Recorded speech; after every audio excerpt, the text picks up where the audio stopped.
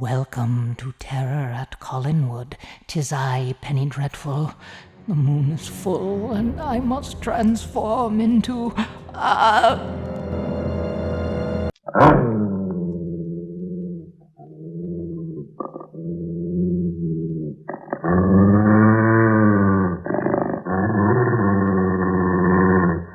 Danielle.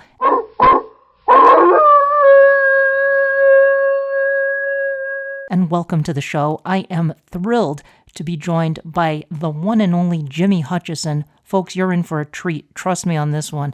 Before we get to the show, though, I want to let you know about a couple of exciting things that are happening. Announced at the Dark Shadows Remembrance Weekend is the Dark Shadows Paper Dolls book coming from Hermes Press and illustrated by Samantha Lomusio. You heard from Samantha when she discussed the Dark Shadows coloring book, which she illustrated, and she has also illustrated the upcoming Paper Dolls book. They did show a couple of images from it at the Remembrance Weekend, so I'm looking forward to seeing more of the Paper Dolls. I think that's going to be a really fun product. They never did release a Paper Dolls book for Dark Shadows in the 60s, so now your chance is coming up to get one from Hermes Press. Another really great thing I want to let you know about is a newsflash here. Celebrate Jonathan Frid's centenary on the East Coast. Yes, if you missed Dark Shadows Remembrance, you can have a chance to celebrate the Jonathan Frid centenary at the Sleepy Hollow International Film Festival, which will honor Jonathan Frid's centenary on Saturday afternoon, October 12th in Tarrytown, New York. Special guests include Marie Wallace, Donna Wandry, and Sharon Smith-Lentz. Really cool. Details, ticket information, etc. will be posted next week on the Jonathan Frid documentary Facebook page. And if I hear anything, of course, I will announce it here as well. So I will put a link in the show notes to the Jonathan Frid documentary Facebook page. And last but not least, also from Hermes Press, make sure you tune in to episode 93 of Terror at Collinwood. That's the next episode, because I had the great pleasure of interviewing Craig Hurd McKinney, the writer of the upcoming Dark Shadows graphic novel. I had a really fun chat with him at the Dark Shadows Remembrance Weekend, so episode 93 of Terror at Collinwood, you can hear all about the upcoming Dark Shadows official graphic novel coming from Hermes Press, and Craig even sent me a couple of cool images to show you the cover and one of the pages from the comic, so stay tuned for that one. And without further ado, let's get to the show. This is going to be a fun one, folks. Let's get to it.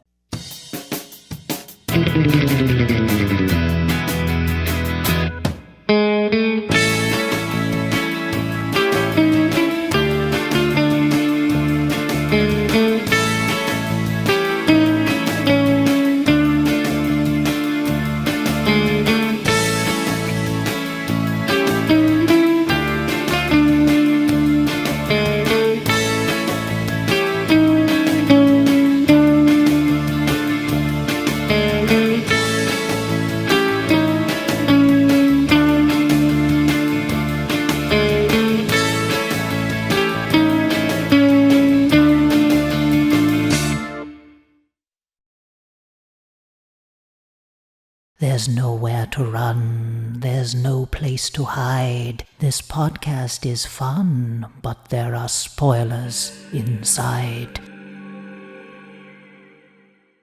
Well, God only knows what that absolutely dreadful woman's going. Penny Dreadful, how wonderful to see you, darling. I didn't know you were there. Wonderful to see you, darling. Jimmy, such a pleasure. Oh, it should be, yes. Anyway. Ladies and gentlemen, as you can see, tonight I am joined by the inimitable Jimmy Hutcheson, who you heard back in episodes 15 and 59 of Terror at Collinwood, both recorded within the mysterious halls of Seaview Terrace. Jimmy is a longtime Dark Shadows fan from Texas. He's the proprietor of Club Changes and was a regular attendee of Dark Shadows festivals and a stalwart attendee of the Seaview Terrace fan parties. He was a frequent contributor to Dale Clark's iconic Inside the Old House fanzine, which published many of Jimmy's great fan fiction stories and articles. Jimmy, welcome to the show. I've wanted to do this episode for such a long time, with just a solo episode with you. Oh, much requested. I mean, you're the best horror host there is, so I mean, Oh, who else would I shucks. want to share with? Oh, I'll send you a check in the mail for saying that Thank later. you very much. So, Yes, that'll be $20. Thank you. Yes. 20 Oh, pennies, oh, 20 Penny, bad Penny, my pennies. child. Oh, good The- heavens, yes. the- Uh, last time I was at Seaview Terrace, I was talking to Virginia Fox Breckus, and she took me aside and she said, "I want an episode that's just an hour of Jimmy talking." I said, "I said, you know what? That's I've been wanting to do that for a while." oh, So how sweet of Virginia. I'll have to pay her off now, too. Thank you. I wanna talk about Lara Parker because I know you were very fond of her. You were very close with her. And before we go into that a little bit, I want to talk about your background and how you got into Dark Shadows a little bit and just pop culture in general, because I know you love Dark Shadows and we talked a little bit about that a while back, but you like a lot of cool stuff. And I know you were friends Yeah. also with Jonathan Harris, Dr. Hmm. Zachary Smith. I'd love Oh, to hear yes. all about that. Okay. Well, I just always liked monster movies and things. My mother knew that. And one day I came home from school and she went, I heard this soap opera with a vampire on it. And I said, "Oh, that sounds, great, And she said, "Well, we'll turn it on." And we got just the rolling credits, at the end. I still remembers that blue scene you always have with the old house, and the credits were rolling and spooky music. And she was, "Oh, well, we missed it." Well, I guess it's 30 minutes before then, so tomorrow, we'll do that. Well, I got home, one of those just in time for it. So we started watching, and it was somewhere Nicholas Blair had been around just for a teeny little bit, because I still remember having to ask my mother, what was a warlock? She had to explain that to me. Yeah. And it caught my attention very much. And then, of course, there was Angelique the vampire, and I was just, oh my Lord, oh yes. So, and it just continued on and on and on. And then when it went off the air, I still had a few things here and there to remind me of it. And then finally some reruns started. And I put an ad in, I think, that old rag, the Munster Times, or something about, if anybody has any Dark Shadow stuff or Lost in Space stuff or anything like that, And I got a few inquiries about that. They sent me some stuff. And I remember seeing an ad for ShadowCon 4, and I was like, I'm a poor old broke country boy. I can't afford to go do that. And so, it was a number of years later, but they wound up having some um, Dark Shadows festivals in Dallas. Oh yeah. And I was going to TCU at the time, and Jim Pearson, who happened to run all of that, he was the head of the student council, and I was in the student council. So I saw the flyer, and it was unfortunately on a weekend that I could not attend, and I was just heartbroken. Well, there went the only chance to ever meet Barnabas. Well, little did I know. But so the next year they had another one, and I went to that. And then they had one that had Terry Ann Crawford and Jonathan Frid and Diana Malay. She was an interesting woman. Um, and I had a really good time at that. And I said, okay, it's time to move up to the big league. So the next time they had one in LA, I loaded up and went. And then I was pretty consistent up until, I think it was 87, 88, somewhere in there.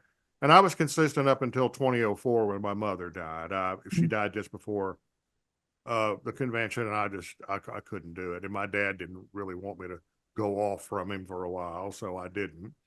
And then 27, I was going to go, and it just didn't work out. And then I went back in 2008, and I can still remember my friend and I were coming down the elevator, and the door opened, and I saw a crowd, and there was Lara Parker. And I said, hmm. And I stepped out, and she looked over and went, Jimmy, I thought I'd never see you again, and gave me this big hug. And it was like, that was worth every cent I spent to get here. Oh, God, how that meant the world to me. You just don't know. yeah. Really I, did. I love that you used to send her flowers for her birthday every I'd year. send her flowers 2 or 3 times a year. Yeah. And because it got to where I'd give her flowers at conventions. Mhm. And it soon became, if I didn't have them the first day, the first words would be, Jimmy, where are my flowers?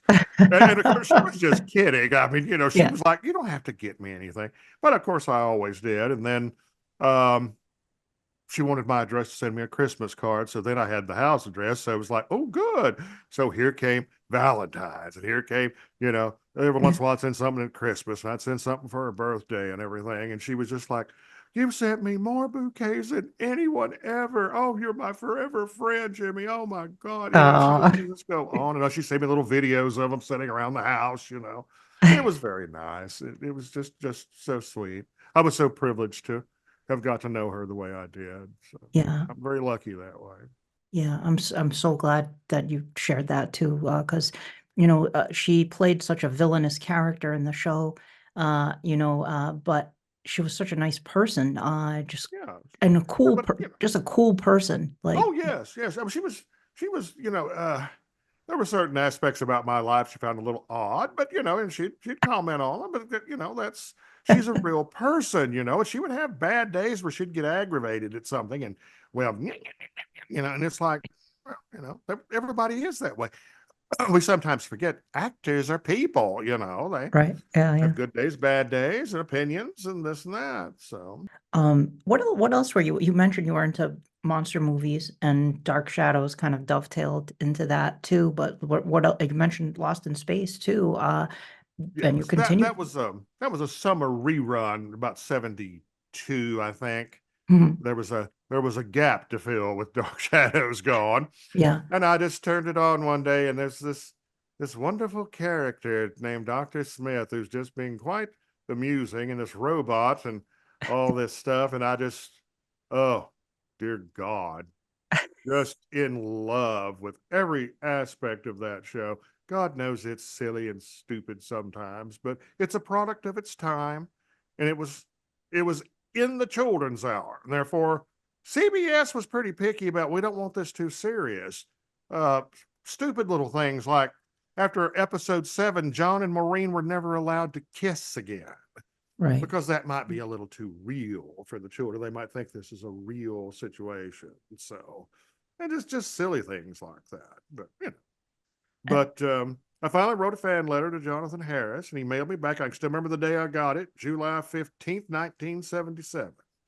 Autographed picture, a nice little note.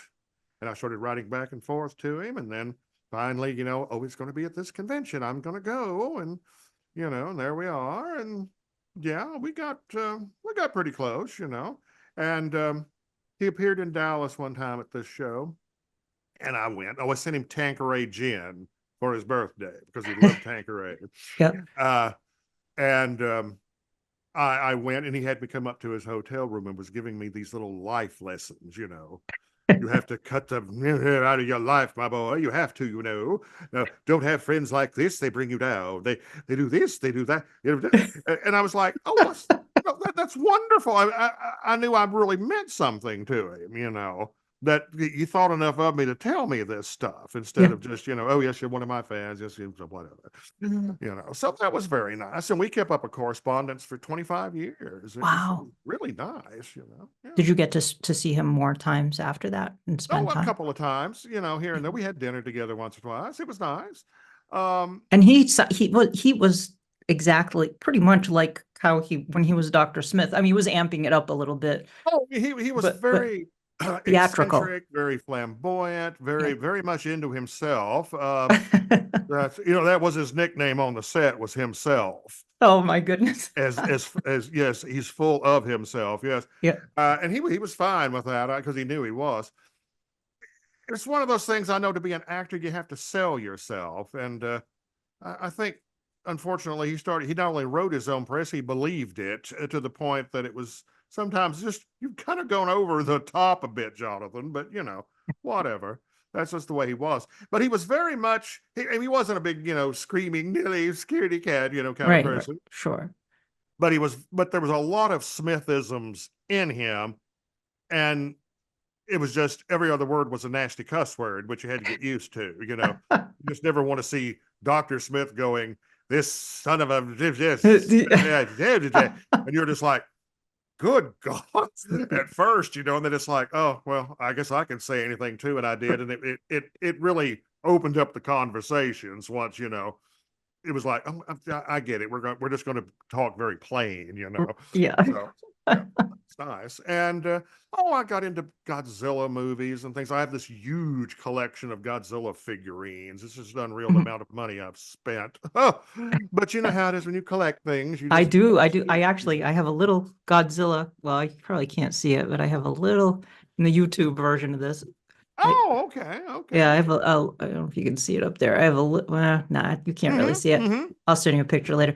I I have see. the Aurora Godzilla Oh, yes, model, of course, yes. and then I have the NECA Godzilla, but Oh, yeah, Mecha Godzilla, yes. and the side what was it, the Imperial Godzilla. I have a few, but the new Godzilla X-1 was excellent. That Was it was not? That should have been best movie of the year. I was just yes. amazed how good it was. Um, and I could just see from the previews it was going to be good, but I didn't think it would be that good. My God. Yeah, same. I was my friend Meredith, who's also a big Godzilla fan, she went to see it in the theater and she said, she's like, you have to see it in the theater. You can't, don't wait till it comes out Oh on yeah, yeah. stream. Oh, Yeah. it was really good. The sound was incredible in the Oh my goodness. theater. It was just rumbling, roaring, and you were just shaking in your seats. Yeah, yeah. And the Just human story was excellent. Like it was just the human story in the movie mm-hmm. was great. I mean, it was Yeah, and just that's one of the things Godzilla movies have always kind of lacked is a really Mhm. good human story, except probably for the first one. Mhm. And my God, it was perfect. It was I couldn't have asked for a better Godzilla movie. I Yeah. really couldn't have. It was just wonderful. Going back to just kind of circling back to Dark Shadows, we're talking about these pop culture things that are important to pop culture. And that era of the 60s television, I think, yielded some of the greatest, most iconic pop culture shows. You had Dark Shadows, you had Star Trek, you had Lost in Space, you had Batman, you had Mm-hmm. the Monkeys too. I love the Monkeys too. Yeah, yeah. I I mean, watched all of those things. Of it was course, yes. all I Dream great. of Jeannie and Bewitched and Yes. all of that. Addams Family, The Munsters. Oh my goodness. You just ate all that up. They just don't make television like that anymore. I It's sad. agree. I agree. It was just fun and pure escapism, and it's just, Mm-hmm. just really to this day, I still like every week, well, like once a week, I'll put in a Munsters or Addams Family Mm-hmm. episode just to unwind. I just put it on because they're just fun.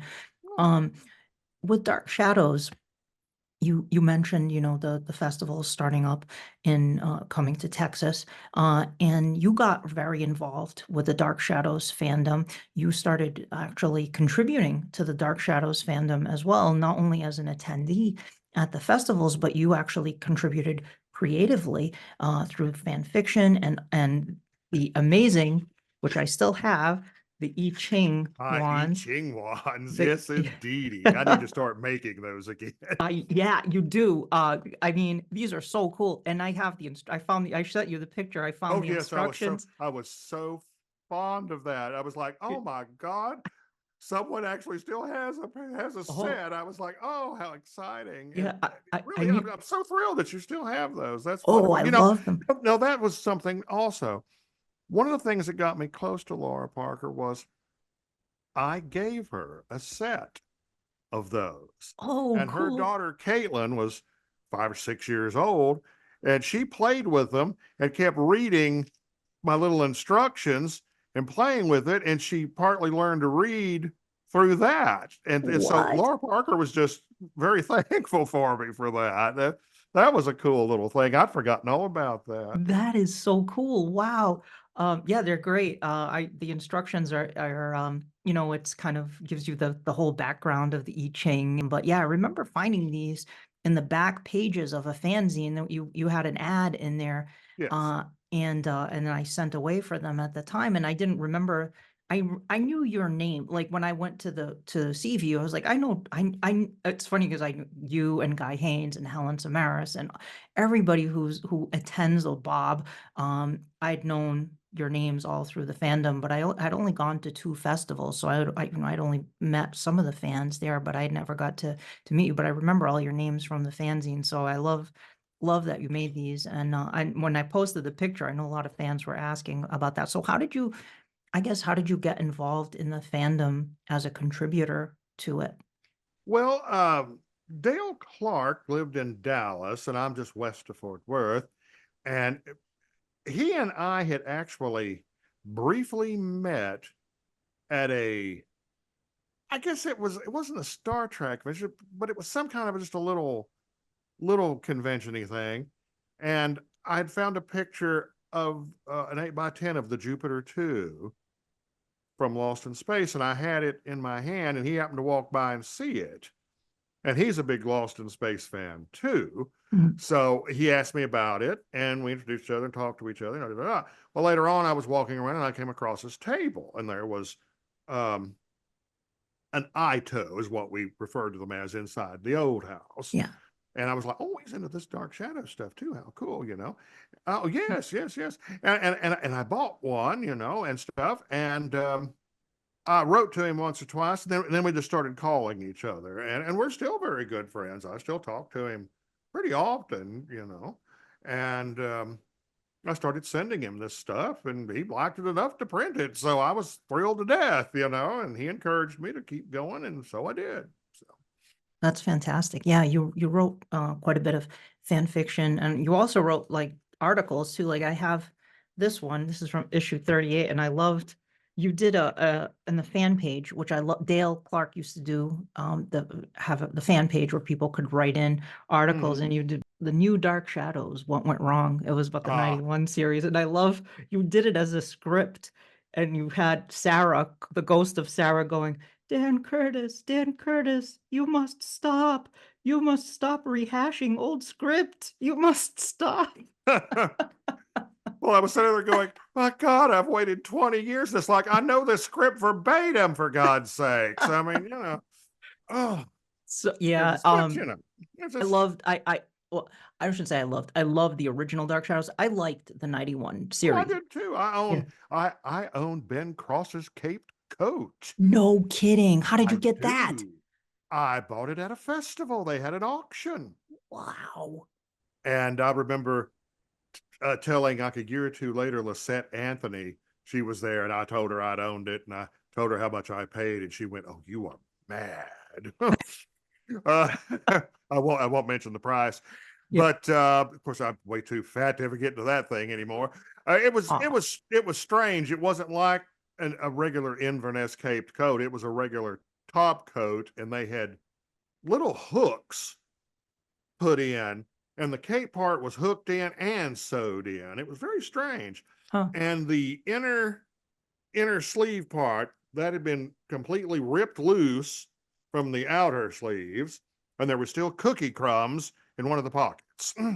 Oh, Ben Cross was having a few snacks there I on the guess set. so. So I didn't eat them to find out what they were. God What- knows how old they were by so- then, 4 years or 5. Anyway, but anyway, there's that. So, oh Wow. yes, yes. I did enjoy that, and it was just getting to where it was going to kind of change a little bit, and then Exactly. Yes. just like, oh, how Yeah. sad. I just recorded an episode on it's going to be episode 91 of this podcast. I recorded an episode on it, and that's exactly what I said too. It had just started to develop its own identity and Mhm. going into new and interesting directions. I mean, it was cool to see the greatest hits of Dark Shadows, but I wanted to see where this show was going to go with their own Mhm. version of it. But yeah, with Vicky discovering that Barnabas is a vampire and them ending on the cliffhanger with dun dun dun and what's going to happen. So it was such a shame that it never really got the chance to spread its bat wings, so to speak, and develop Yeah, into its own thing. yeah, Um, yeah. Just, mm, just a real shame.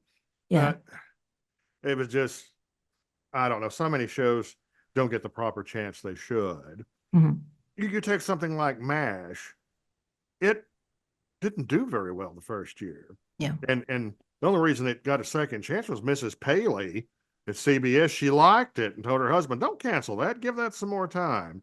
And he did, and you see what happened with that. So, Right. I think one has to wonder, like, if Brandon Tartikoff hadn't left NBC and been replaced by Warren Littlefield, because Warren Littlefield didn't get it, and yeah. and he later regretted canceling it. But if Brandon Tartikoff had stayed, I wonder if he would have said, "No, let's give it a little more time and see how it goes." Yeah. Yeah, they You should should have. always give something a little more time than just 13 episodes. Yeah, it just wasn't enough. Did you ever win any other or buy any other interesting, unique collectibles at the festivals? Or is that I still have the original Josette's music box. It's the cracked and not in the best shape, but I still have the original. the original that was released as a Yeah, yeah, product? the little plastic. The little plastic one. Yep, yep. Oh yeah, yes. Can't think of anything else other than oh, I have it now. I have a portrait of Angelique, that the 1795 portrait. Oh, cool. That was something that well, Bob Isel had it Yeah. printed up and had the frame made where it looked like the frame on the show and everything. And I've had that for a long time.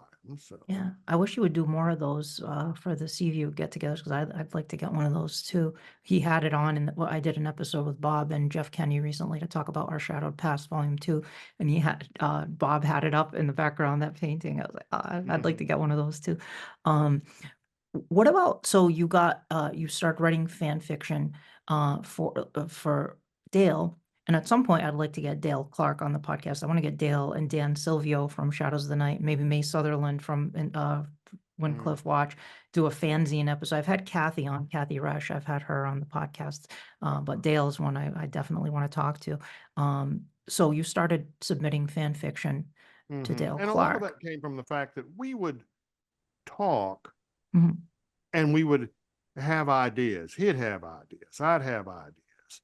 And it got to where when he wrote those question and answer books, Oh, yes. I would edit that, or I'd have to answer some questions for him, because sometimes he wrote a lot of fan fiction, these really, really good novels, Oh, yes. Yep. that were just wonderful. And sometimes he'd go, "Jimmy, did I write that, or did that really happen on the show?" And I'd have to go, no, that happened on the show. You're right. No, you wrote that. That was oh, okay.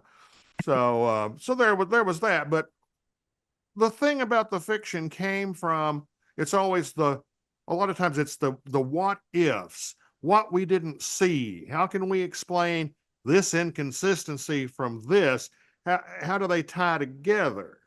Yeah. And that's one of the things that always irritates me when I hear, well, the writers just didn't have anything else to write about. And it's like, for God's sakes, fans have been writing this stuff for 50 years. Yeah. And some of it's not great, but a lot of it's pretty good. So, I think everybody was just burned out by that stage. But I completely agree, and I've yeah, echoed that on the show before, because I mean, Dark Shadows pulled so much from Gothic literature and from films, all the stuff that we love.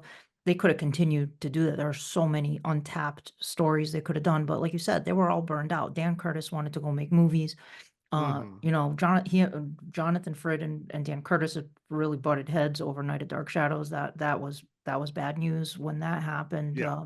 Between the two of them. Then we had the writers, I'm sure, were burning the candle at both ends. At that point, you had the 1841 parallel time. I think Gordon Russell wrote almost all of that. Violet Wells was ghostwriting some of it, but it was like they needed another infusion they needed to bring in maybe a couple of new writers. Maybe Dan Curtis needed to take a break, maybe.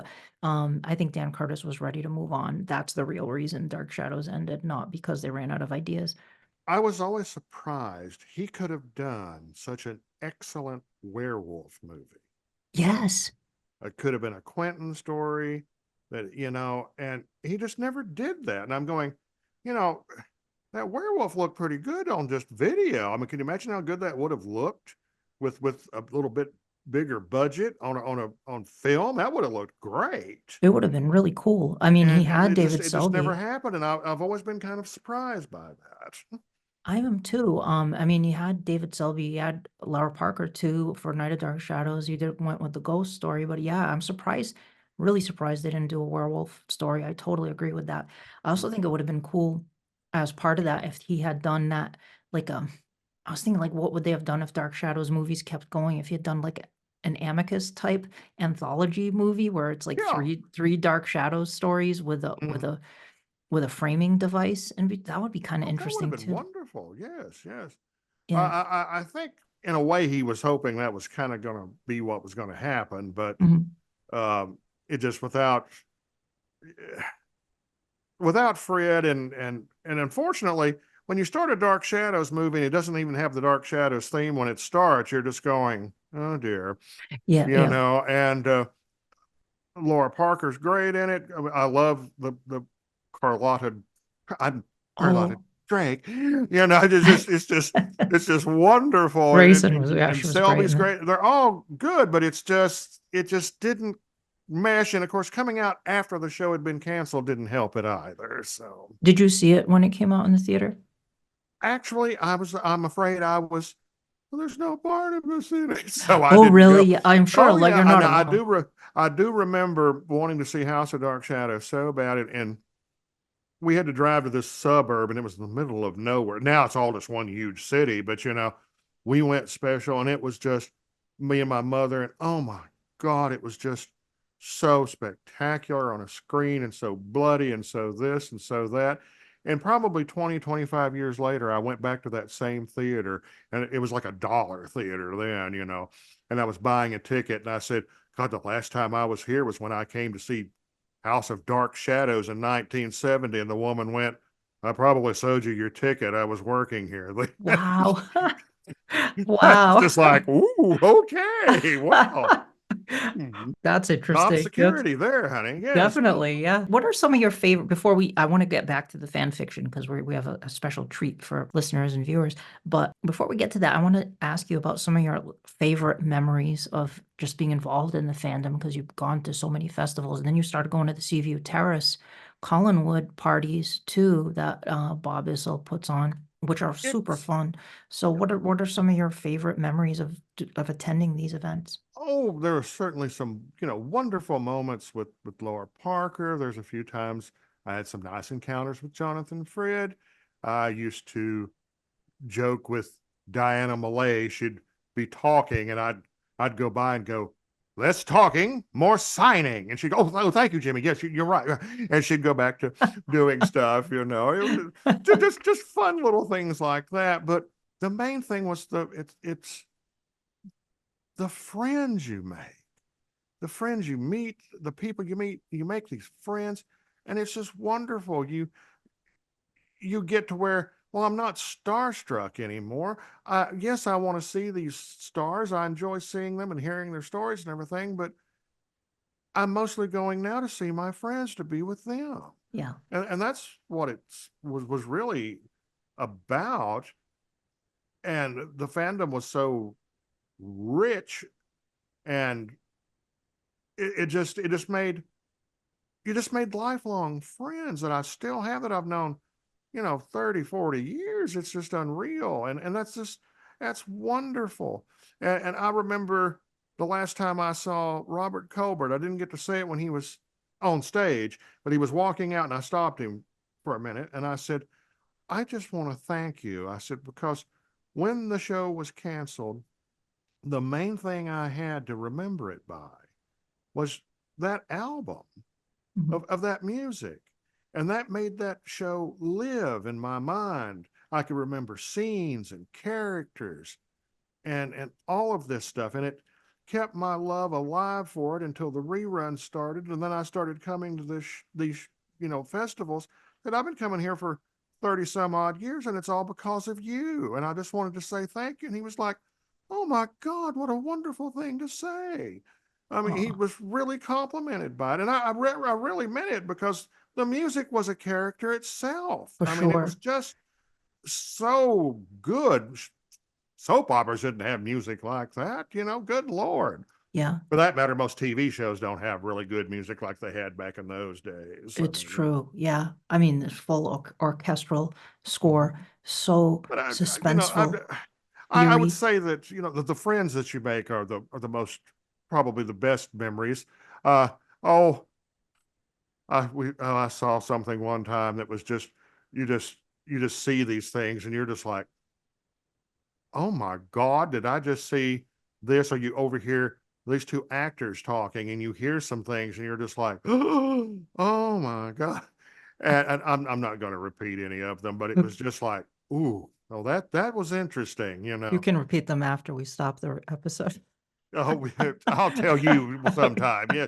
But it was just, one of them involved Dale Clark, and we still just die laughing to this day. And it was like, thank God both of us were witnesses to it, because it's one of those things you wouldn't have believed if you didn't have a witness.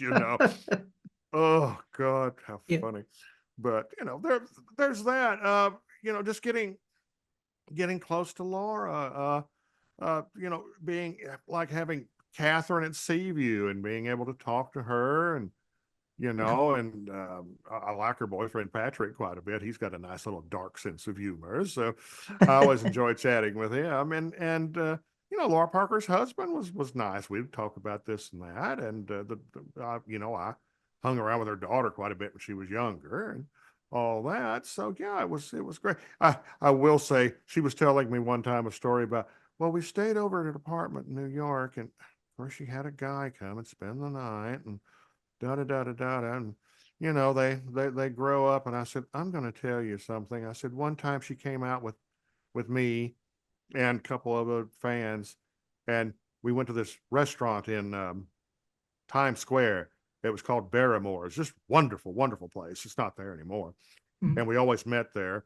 And it's real funny. I walked by one day with flowers, and the owner went, oh, who were those for? And I told him, and he goes, well, nobody ever buys me flowers. So every other year when I went to New York, I'd buy him flowers too. Oh, And that's that was great. not, a lot of times he Oh, wasn't there, but I'd leave them.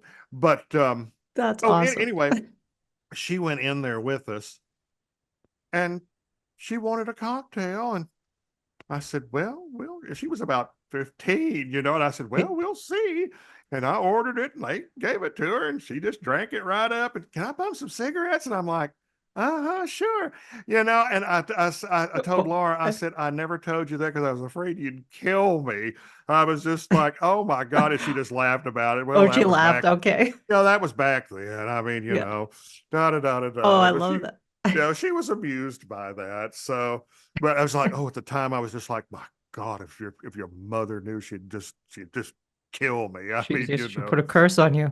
that's right. The great old witch queen. I It- called her that one time. I'd kind of upset her about something, and I bought her some little thing, and I bowed down and went, oh dear witch queen. And she just died laughing over witch queen. So I could always amuse her. It was such fun. She liked my shitty sort of uh memes I put up on Facebook. She'd go, I love those. Keep putting them up, oh, Jimmy. I love them too.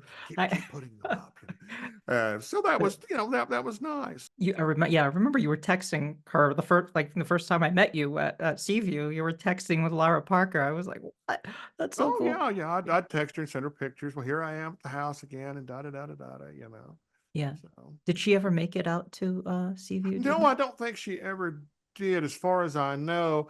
And it was kind of discussed, but I knew by that point she was like, it would really take a lot to get her here, and Yeah.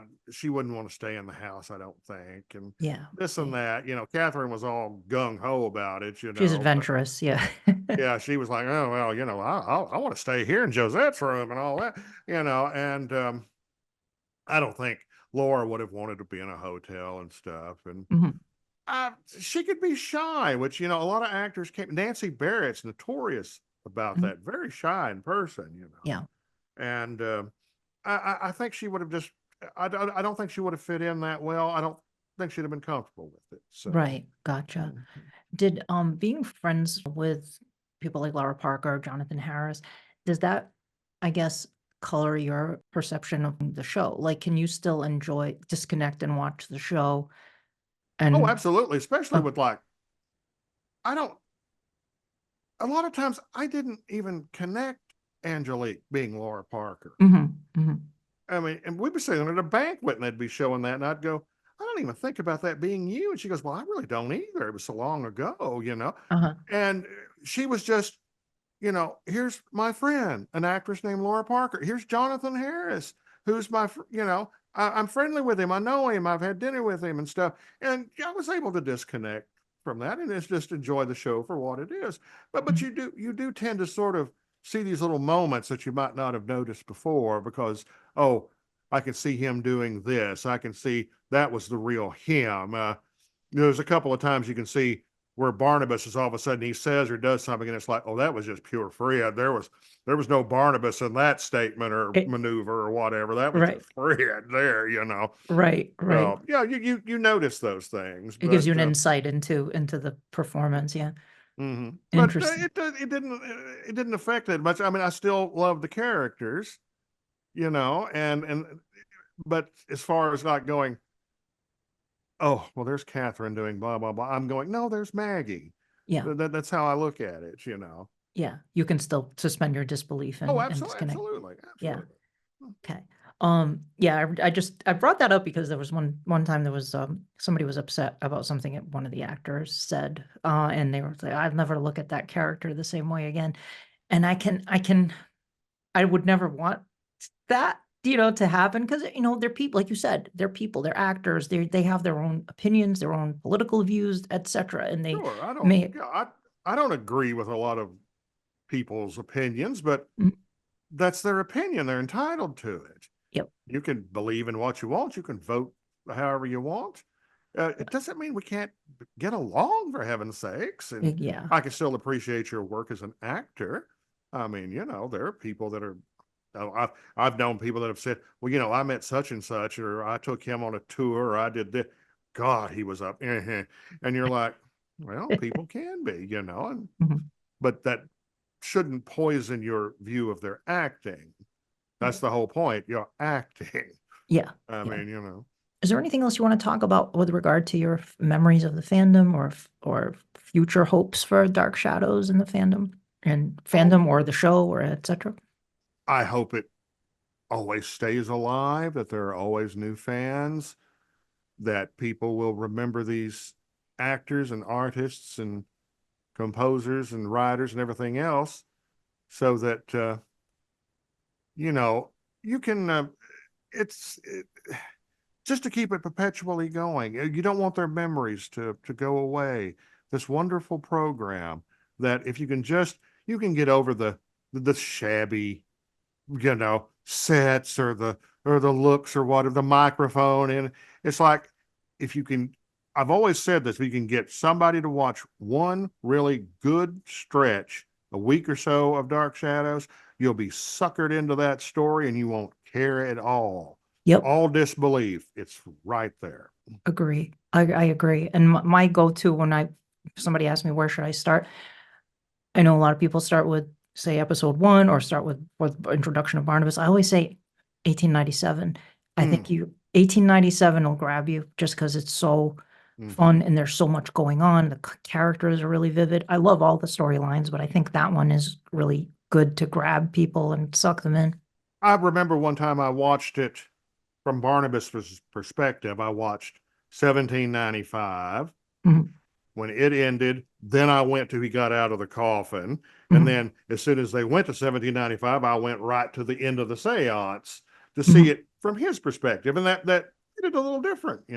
Yeah, That's nice. And, a lot of people are like, oh, the first 9 months is just so boring. It's really not. You yeah, get a lot of backstory, and it was a wonderful character study. yes, uh, you find out a lot of stuff and you see how these people are. It takes a little bit if you're not really into because you've got so used to everything's happening so fast that it's like I can't even keep up. We've got a werewolf, a vampire, and a witch in this episode. It's like it's too much, for 23 minutes. Mm, But yeah, the first of it, if you can get used to that, you really can gain a lot from that. It really makes you appreciate the characters later on a lot more, I think. I completely agree. It gives you the whole basis for those characters, and then you see how they evolve. in Change, you get to see a lot more of Roger, of Elizabeth, of David, Carolyn, Vicky, Mhm. Burke Devlin. Mitch Ryan was such a great actor, and we get to see a lot of Burke. You get to see the Laura storyline, the first Laura Oh, the storyline. first Laura storyline is just wonderful. It's really Yeah, fleshed out much better than it is in 1897. yeah, absolutely. Yeah. And and just you get to see a lot of, Mrs. Johnson. I mean, Clarice Blackburn was a Oh my great God, actress who was she was very amazing. underused. And it's Yeah, sad, yeah. you know. She was And, great. I love when they introduce Mrs. Johnson and she's giving Maggie flack about whether they make their own mayonnaise at the diner because uh-huh. she makes her own mayonnaise. She was just great. She was just a great actress. And also you get, I don't know, you just get that the supernatural is bubbling beneath the surface as they reference like the ghosts of Collinwood. Is it metaphorical? Is it real? But then you start to see, oh, it's real. There are ghosts and you start to see Hmm. these things manifest gradually, and it just amps up more and more and more until it just.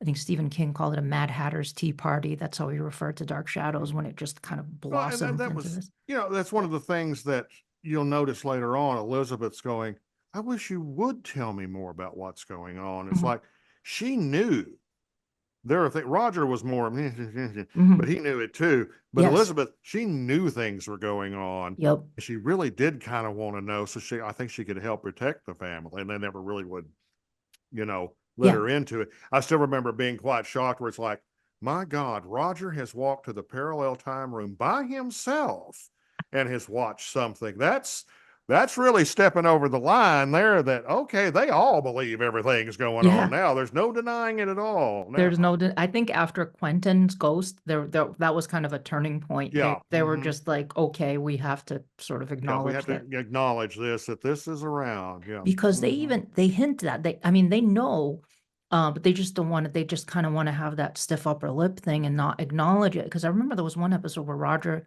was talking to Elizabeth and he said something to the effect of, we've both seen things in this house that we can't explain, and Yes, he I just, do. Yes. I yeah. remember that. Yeah. Yeah, yeah. So they know I mean, I'd love to see like that's another great fan fiction idea. I'm sure somebody's written about with them as children and what they experienced I growing had up. I had plans on doing that once Mhm. where Roger was up in the attic and actually comes across Barnabas's portrait and starts to hear the heartbeat, but Yeah. Oh, something interrupts cool. him. Something interrupts him, and he winds up not, you know, carrying all that out. We could have seen Barnabas perhaps a little bit earlier. Yeah. Oh, that's a cool idea. I love that. That's something I miss with the fan. I always talk about how I miss the fanzine days because there were so many of them. They were so plentiful, and you'd always look forward to getting that envelope in the mail with a Oh, new fanzine. And there were so many great writers, fanfic writers, but not only fanfic, but there were also articles that speculated about the plot and the characters and artwork like Warren Odson, oh yes, Sherlock, just all these great artists that would wonderful stuff. contribute. Yeah. So cool. And you were one of those writers who had brilliant ideas and contributed so many great stories. And one of the stories that I want to kind of bring that back, that feel Oh yeah, of I miss those days. Yes, yeah.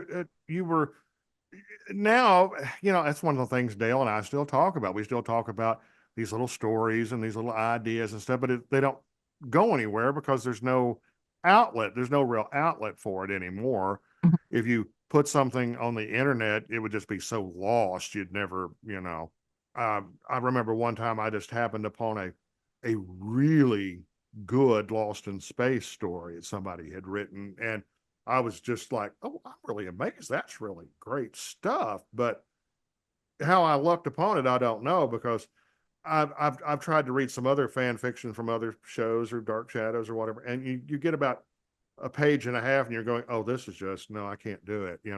Yeah. So yeah, there's no editor, there's no vetting, there's no anything. It's just Yep.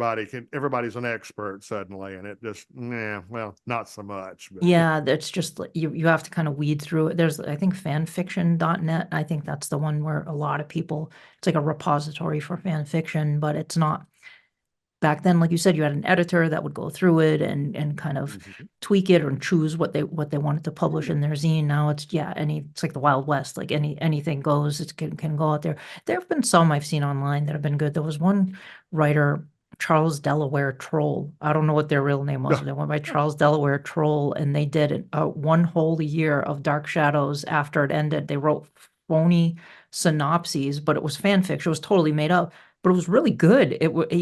Whoever wrote that captured the vibe of Dark Shadows Mhm. and carried it on a year further. And they did it almost like a concordance, but it was like phony, totally phony. It Oh, was really see. interesting. But that was online. But yeah, it's unfortunate because we don't have those kind of centralized places where you're reading fanfic. But you wrote this was in issue 44 of Inside the Old House, published by Dale Clark. Is Dale still a Dark Shadows fan, by the way? Is he still into Oh, it? yes.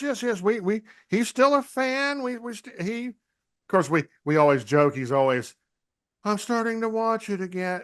I can turn it off anytime. I know I can turn it off anytime, but he'll still sit there and watch it, Well, he's eating dinner or something, Uh, but, we got to get Dale to bring back Inside the Old House. That's well, no, I've tried that. Believe me, I have tried and tried and tried. He never finished up his novels. They got oh so yeah. far along, and it was like one or two till the end, and he just never could do it. And he hinted about a Finley Cove story Oh, for interesting. ages, Okay. for just ages and ages. Uh-huh. And I can't get him to write it. I've tried everything in my power, and he just can't do it. Can you hang on just one moment, Julia? Sure. Yeah. What are you doing? Oh, I thought about mentioning that, but I'm not sure I should, but I will. Sorry, my Uh, my assistant is, you know, uh, yes, yes. I Yes. am. Your agent is Yes, the Japanese houseboy has come. Yeah. Um,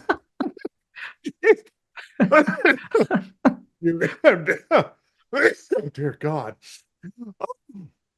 Somebody actually said that one time about Jonathan Harris's wife. They were like, he's married. And I'm like, well, yeah, it's Gertrude. They've been married for, 50 some odd years. And they're like, I thought Gertrude was a Japanese houseboy. And I'm like, no, she really exists. I don't know whether you noticed, but one time in the solarium at Seaview, Mhm. there were a couple of old Chinese parasols sitting around. There was a brown one and kind of a green one. And I got to thinking about, now, why on earth is that there? So I started a story and I just wrote the first part of it. And I hadn't written anything in years. And I sat down and I wrote it. And it was called The Jaded Parasol. Oh. And it has to do with a parasol that Stokes brings back from Hong Kong. And it's cursed, of course. And Naturally. Yes. oh, yes, of course. And what it's going to do is well, maybe I won't say that. Maybe I should save that in case I ever finish the damn thing. Someone might be interested in reading it.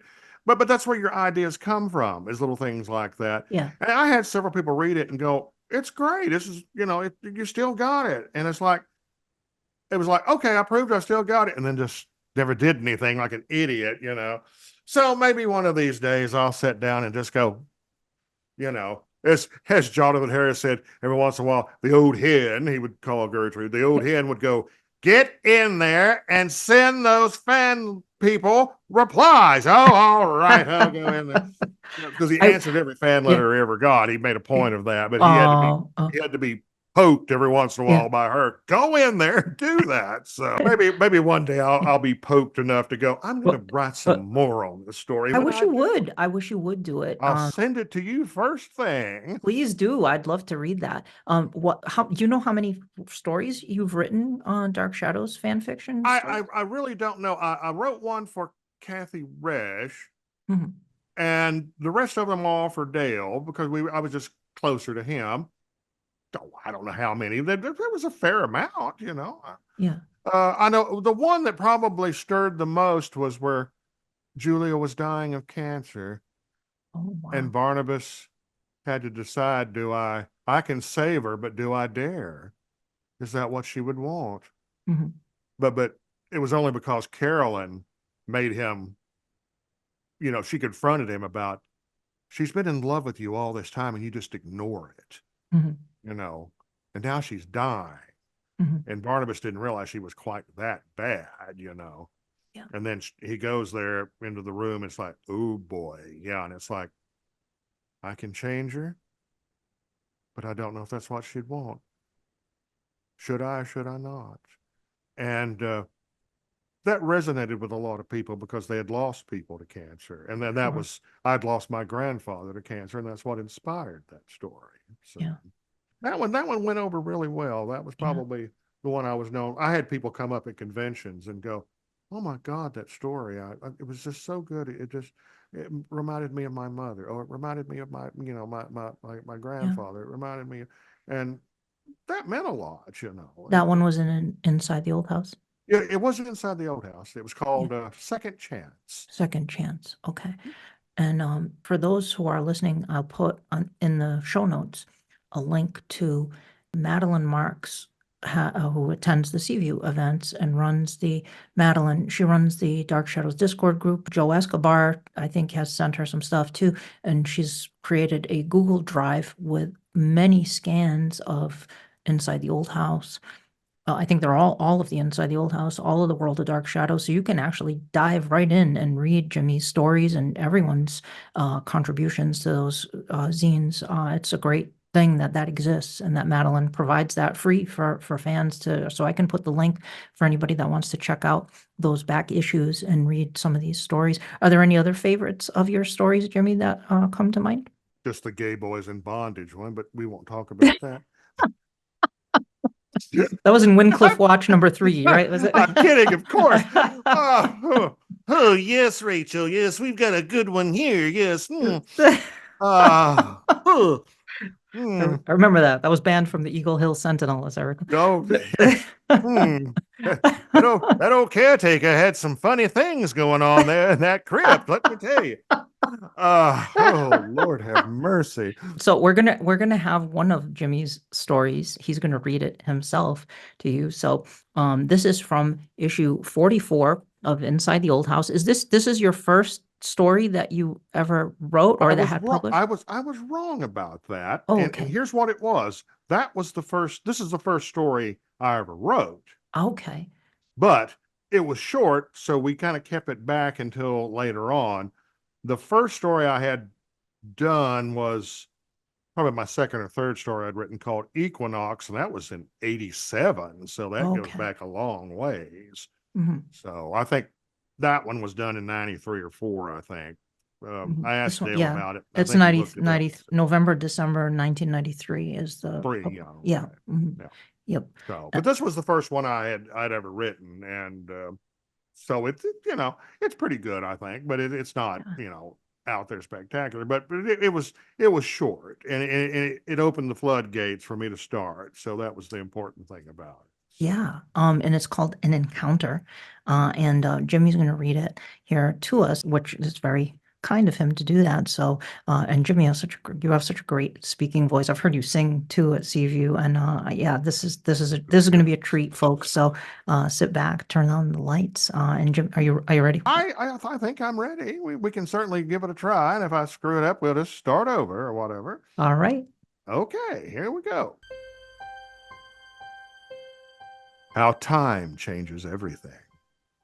The type of establishments that they have today, even here in Collinsport. The bars and taverns of ages past are gone. Even the Blue Whale, further upshore, is not the same. I am not complaining, however. The late 1980s have produced the type of establishment that make it easy for me to find a victim when I'm in need of one. As I look about me, I see the occasional person staring at me. Part of this is due to the rumors that always circulate about me. But this crowd is made up mostly of summer tourists, and so they stare at me for another reason. It is the way that I am dressed. I do not really fit in with these people with my caped coat and cane. Many of them may think that I have money and am eccentric. Others may think that I am a perversion of some sort, a dirty old man, I believe is the phrase. It does not matter. In this place that promises promiscuity and one-night stands, they do not stare at me for long. They are too interested in finding someone for the night, just as I am, only I have different motives. I've just come back from the bar where I ordered a brandy. I do not drink them, of course. I discreetly pour them in corners or merely leave them on tables when no one is looking. I think that the bartender suspects this. He often looks at me strangely when I order, but I always make a point to leave him a large tip, so he has never said anything to me about them. As I gaze about the room, I already see the girl whom I shall be with tonight. She does not know this yet, but it will come to pass. She lights a cigarette now, and in the flame of the ornate lighter in her hand, I can see her face much more clearly now. She is most definitely the one. I see it more now than I could a moment ago. It is actually almost visible to the eyes. She has death all over her. The others in the room, the humans, cannot see this, but they sense it. Some hidden part of their being can tell that there is a cloud of doom about this girl. That is why she is alone and will remain that way until I come for her. It is because I am a vampire that I can see it so plainly. I wished it were not so, that I was not this way, so that I could not see what I see, to be oblivious like the others. But it is not so. I cannot stay in ignorance as they do. It is frightening to me in a way to look upon this girl, to know what she is feeling now, and even something of how her whole life has been. She sits here now alone, feeling sorry for herself, because she is in that condition. She cannot understand why the men avoid her, and avoid her they do. Not just tonight, but all of her life they have done this. She has tried different hairstyles, different makeup, different clothes, but none of these changes have worked for her. No boyfriend has ever been serious. None of them ever stayed around for long. Her school years were filled with lonely nights at home while her classmates were out on dates. After she left school, she lost what few fair weather friends she had had. Her parents, who never understood her or loved her in the way she wanted, are either dead or so alienated from her now that they might as well be dead. Her life now consists of pathetic days spent in a job she does not like, and lonely nights in bars like this, looking for companionship she will never find. No one she's loved has ever loved her back. No one she has ever trusted treated her with respect. She is neither ugly nor pretty, nor is she talented or charming. Her life has been nothing but a long walk down a road called loneliness. This girl has no future, and when she is gone, her past will disappear with her. No one will miss her when she is gone. In fact, it will be almost as she never existed. Some couples are now leaving, as the hour is growing late. She sees these people over the rim of her glass as she takes a drink, and her eyes fill with a sad envy. She places the near empty glass down and sighs with a look around at who is left to see if there is anyone that will show her a little love, a little warmth. It is time I made my move, for it is nearing 1 and they will close soon. I will walk over to her and introduce myself and perhaps offer her a drink. She will think me handsome and be very happy to see me. I do not say this out of any ego for myself, for I know that my vampire nature causes an aura about me that attracts certain people. That, and the fact that she will be happy that anyone has shown interest in her. We will sit and we will talk, and I shall make her laugh. When this place closes, we shall go for a walk along the docks, holding hands and whispering as we go through the fog that will be glowing ghostly from the illumination of the nearly full moon. Then I shall take her into the dark and pull her into my arms, And in that moment when her heart sings with true happiness, I shall give her one last kiss. Then I will give her a moment of pure ecstasy as she gives me the nourishment I need. When it is done, I shall take the body to the water and gently put it in and wait until she is gone. Then it will be over. The bartender is given last call, and now I approach the table, knowing what will follow soon enough. Hello, I say to her. My name is Barnabas Collins. Hi, mine's Kelly, she says as she blushes. She takes out a cigarette from the slightly crumpled pack. Mind if I smoke? Oh, please do, I tell her as I take the lighter and turn the wheel with my thumb. My, a gentleman, she says through a breath of smoke. Yes, I am, I tell her as I sit down. But I do not tell her what else I am, that I am her destiny. Oh, please, please autograph tape. My tins are in the foyer for $25. Thank you. I love it. Thank you for reading that. I'm thrilled to read it. It'd been a long time since I looked at that story, so it was all new to me too. So it was great. It's so cool. I mean, we see Barnabas in the show does his vampire bit and he attacks people, but you get in his head here and you get to hear his thoughts and how he approaches the situation. Oh, it's really cool. I'm glad you enjoyed that. I hope the viewers did too. I'm sure they will. I think this should be a recurring thing at our parties. We have Jimmy's story hour, we can Bob Issel, you're listening to that? Add that to the schedule for next time. Well, I'd do it. I'm a bit of a ham, so that's my Jonathan Harris in me, I am great, in case you didn't know, I'll make sure and remind you of it. Is that a Jonathan Harris quote? No, I'm just making that up, but I could see him saying something like that. Anyway, Jimmy, thank you for reading that, and thank you for sitting down with me. It's been a long time coming. I've been wanting to do this episode for a while with you, so I'm glad we were able to finally make it happen. It's been my absolute honor and a pleasure. I appreciate so much that you asked me. It really means a lot. Oh gosh, Jesus, it's been my pleasure, and I can't wait to see you again at future Seaview parties. I hope those continue. I hope so. Yeah.